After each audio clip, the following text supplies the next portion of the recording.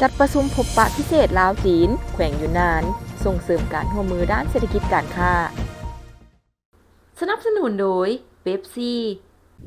วันที่25พฤศจิกายน2025นี้ที่นครหลวงเวียงจันทน์สภาการค้าและอุตสาหกรรมแห่งชาติลาวได้จัดกองประชุมพิเศษพบปะธุรกิจลาวจีนแขวงยูนนานเพื่อเสริมสร้างการร่วมมือและขยายความสัมพันธ์ทางการค้าการลงทุน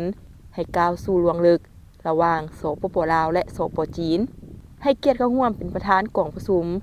มีท่านปริญญาเอกมโนทองวงไซรองรัฐมนตรีกระทรวงอุตสาหกรรมและการค้าท่านนางหลีซีเจินที่ปรึกษาเศรษฐกิจการค้าสถานทูตจีนประจำสปป.ลาวท่านหลิวซีลินเลขาพรรคและประธานสภาส่งเสริมการค้าสากลแขวงยูนนานพร้อมด้วยผู้แทนจากภาครัฐธุรกิจของสองประเทศท่านอุเดชสุวรรณวงศ์ประธานสภาการค้าและอุตสาหกรรมแห่งชาติลาวกล่าวว่าการพบปะครั้งนี้แม่นโอกาสดีในการสนับสนุนและเป็นโอกาสสำคัญในการขยายการร่วมมือทางธุรกิจลาวจีนโดยเฉพาะกับแขวงยูนนานที่นับมือยิ่งขยายตัวปัจจุบันสปป.จีนยังเป็นอันดับหนึ่งของนักลงทุนต่างประเทศในสปป.ลาวและเป็นคู่ค้าอันดับ2ที่มีท่าเอียงจะขึ้นอันดับ1ในไวๆนี้สภาการค้าและอุตสาหกรรมแห่งชาติลาวยังได้ขยายการร่วมมืออย่างต่อเนื่องผ่านการเข้าร่วมงานวางแสดงและกองประชุมต่างๆทั้งในประเทศจีนและลาว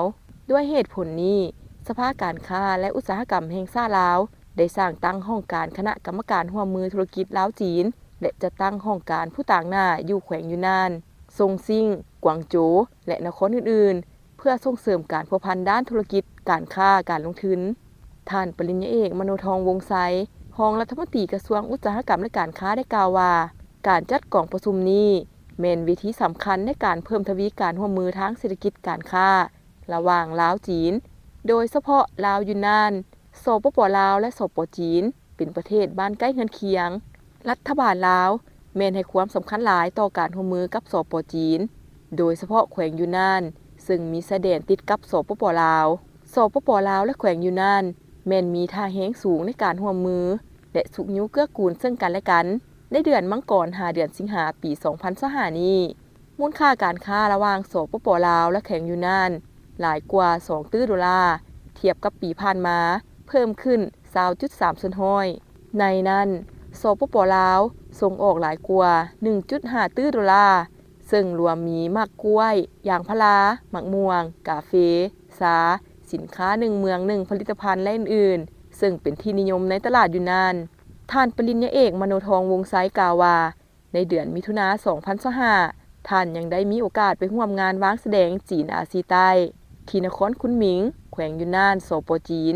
กับบรรดาประเทศอาซีตะวันออกเฉียงใต้และบรรดาประเทศอาซีใต้และเสนอให้จีนพิจารณาลดราคาบูธให้แก่นักธุรกิจลาวในวาระครั้งต่อไปในโอกาสครบรอบ65ปีความสัมพันธ์ทางการทูตลาวจีนในกองประชุมยังได้ลงนามฟื้นคืน MOU 3 ปีระหว่างสภาการค้าและอุตสาหกรรมแห่งชาติลาวและ CCPIT แขวงยูนนานเพื่อเป็นการทัดแน่นการร่วมมือของทั้งสององค์การจัดตั้งท่านอุเดชสุวรรณวงศ์กล่าวว่าแขวงยูนนานแม่นมีบทบาทสำคัญที่สุดต่อการร่วมมือกันระหว่างลาวจีนโดยเฉพาะการเปิดนำใช้เส้นทางรถไฟลาวจีนเป็นต้นต่อมูลค่าการค้าการลงทุนนับมือขยายตัวและได้ทำมากผลเกินคาดหมายฉะนั้นทั้งสององค์การจะตั้งเฮาต้องร่วมมือกันอย่างลึกซึ้งนำใช้ท่าแฮงจากเส้นทางรถไฟลาวจีนและท่าแฮงต่างๆให้เกิดผลประโยชน์สูงสุดร่วมกันสุกนิ้วส่งเสริมสร้างสิ่งอำนวยความสะดวกให้แก่ธุรกิจทั้งสองฝ่ายเช่นการนำเข้าและการส่งออกสินค้าสภาพการดำเนินธุรกิจการแก้ไขข้อขัดแย้งธุรกิจและอื่นๆ Make lunch better. Ooh, Pepsi. Make it super, mega, extra spicy. Make it viral.